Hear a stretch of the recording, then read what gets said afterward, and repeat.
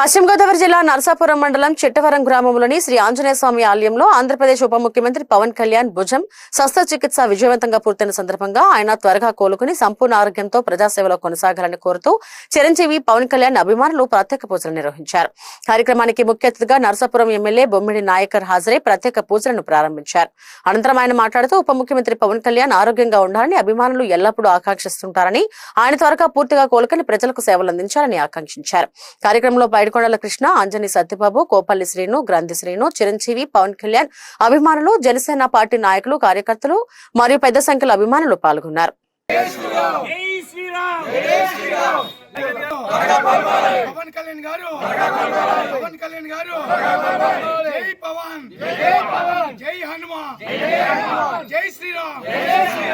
ఈ రోజున చిట్టవరంలో ఏర్పాటు చేసినటువంటి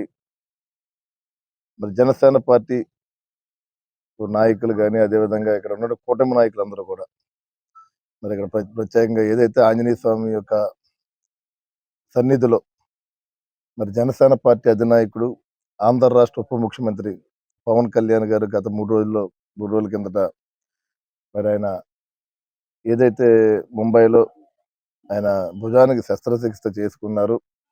మరి ఆయన దాదాపు 3.5 గంటల శస్త్రచికిత్స చేసుకున్న ఆ రోజున మరి సాయంత్రం ఐసీయూ నుంచి రూమ్ కూడా రావడం జరిగింది. మరి ఆంజనేయ స్వామి యొక్క ఆశీస్సులతో మరి ఆపరేషన్ కూడా సక్సెస్ అయ్యి ఎక్కడ కూడా ఆయన ఇబ్బంది పడకుండా కూడా బ్రహ్మాండంగా జరిగి మరి ఆయన రూమ్కి రావడం జరిగింది.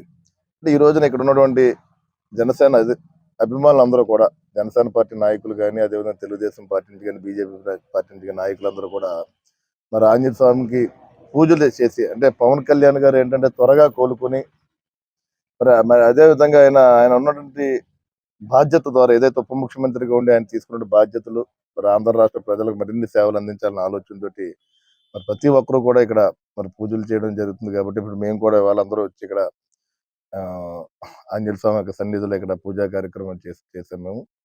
మేము ఒకటే మరి ఏదైతే ఉప ముఖ్యమంత్రి, ఆంధ్ర రాష్ట్ర ఉప ముఖ్యమంత్రి పవన్ కళ్యాణ్ గారు మరి ఆయనకి శస్త్రచికిత్స జరిగింది. ఆయన ముంబైలోని హాస్పిటల్లోనే ఉన్నారు.